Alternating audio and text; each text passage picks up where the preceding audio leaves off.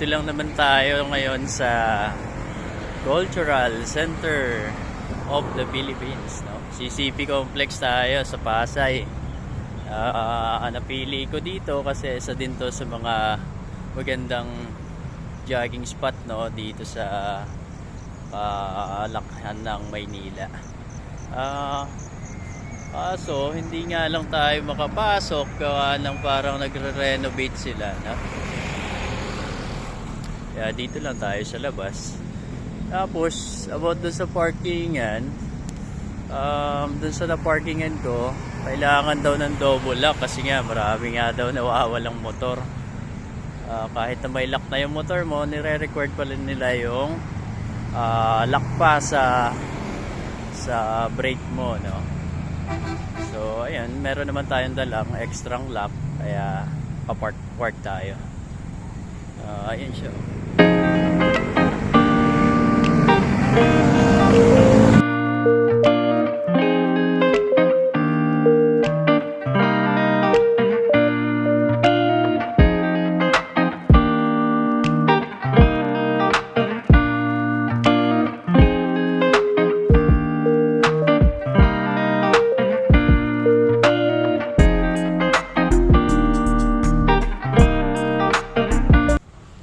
So ayun na nga, natapos na tayo mag-jogging, no?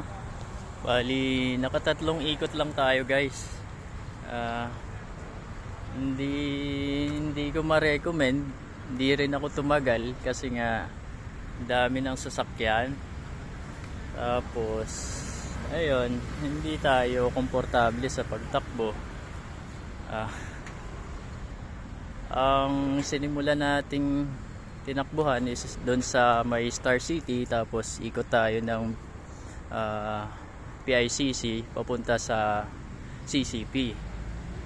Ayun, nakatatlong ikot lang ako dahil nga ang dami na talagang sasakyan, tapos mausok galing sa sasakyan, no? Pero ito, pinagpawisan naman tayo at masarap pa rin. Basa-basa. So ayun, suggest kayo ng pwede ko pang pagjagingan next time. Hindi ko sure kung maganda doon tumakbo sa Parañaque o di kaya sa Alabang. Ayun, sana may kasabay na ako tumakbo.